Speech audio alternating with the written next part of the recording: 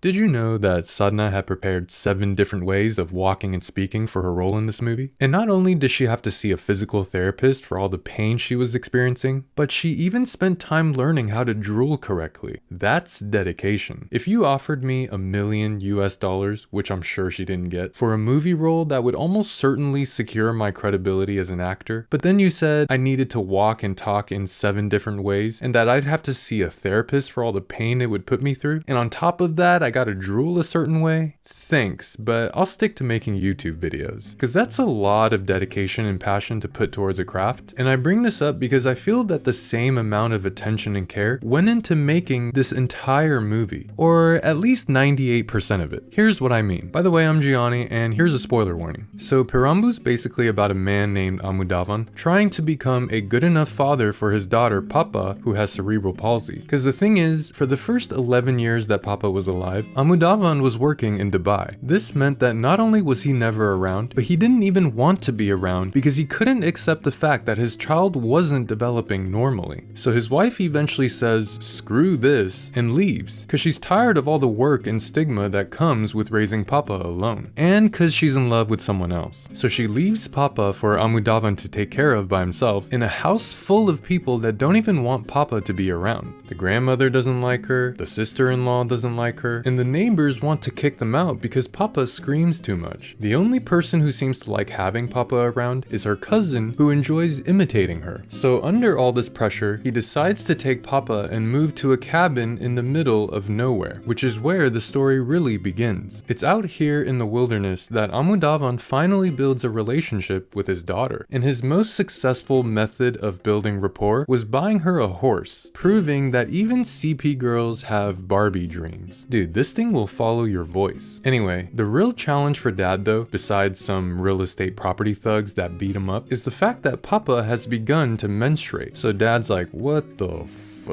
And hires a housemaid to help Papa change the pads, who quits after a day because her husband wasn't happy with the idea that his wife is working for some man in the middle of nowhere, which works out for Dad because the second housemaid, Vijayalakshmi, is single and extremely willing. I mean, she literally forces her way into the house, which is symbolic of how she forces her way into the hearts of Amudavan and Papa. She even forces the intimate moment that would eventually lead to marriage. And just when you start hoping that maybe this isn't too good to be true, Amudavan catches her forcing Papa's head into this water well to drown her. Turns out, Vijayalakshmi and her real husband were being harassed by the real estate thugs to persuade Amudavan to leave the house. And she figures that Amudavan would leave if Papa dies. But even though she wasn't able to kill Papa, her and the real estate guys decide to threaten Amudavan with a Me Too unless he agreed to give up the house. And of course it works because Me Too is like the less deadlier Muggle version of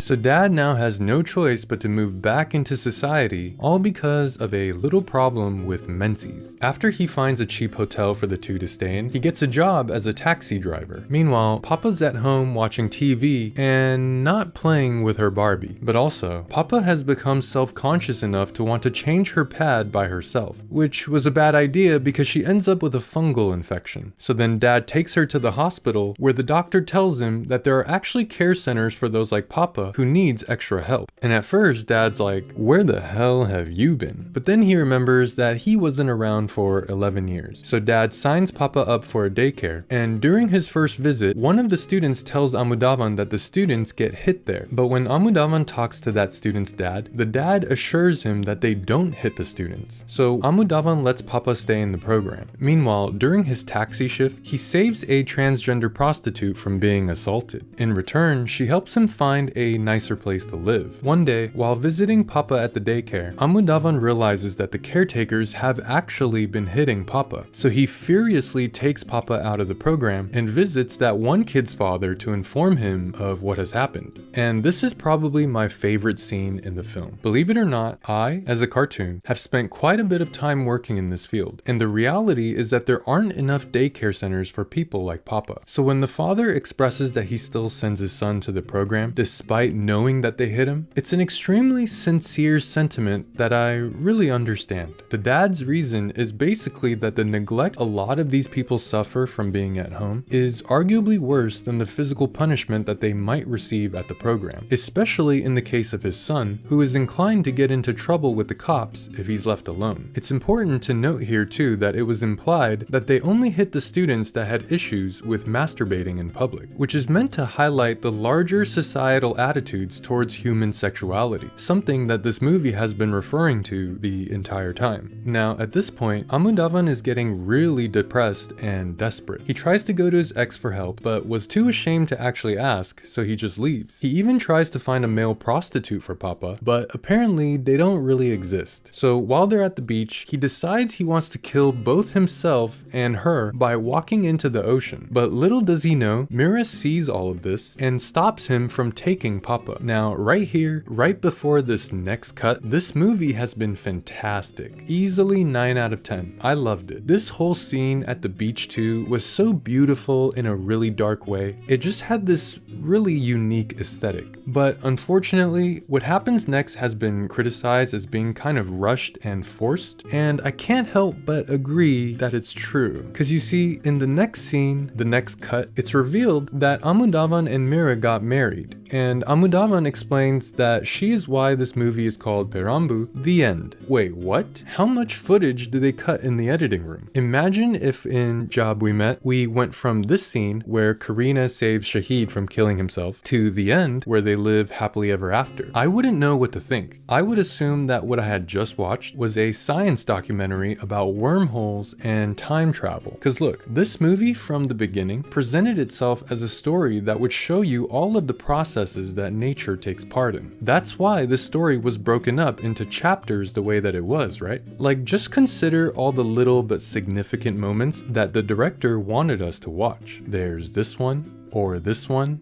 and this one, even this one. This playing for 40 seconds is really showing us that the director likes to take his time in the movie. So it's a little odd when he chooses not to show us the most important exposition in the movie. Now, here's the thing. I know the director's not stupid. He simply just took a risk that would have paid off big if it worked, but unfortunately, I don't think he was able to pull it off. So aside from the last 2% of the movie, this movie was really quite good. I would give it somewhere between a 8.5 to 8.9, depending on the weather. And yeah, I actually did the math. The last chapter was 4 minutes out of a total of 147 minutes. Anyway, those are my thoughts for Peranbu. Did you think the ending was rushed? Let me know what you think. And by the way, I love that scene where Amudavan invites Vijayalakshmi's husband into the house and just showers him with hospitality. The way that scene messes with your feelings was fun enough for me to go back and rewatch it. But anyway, I'm curious about what you guys think. Did the ending work for you? Let me know in the comments. Don't forget to subscribe, and I'll see you again real soon.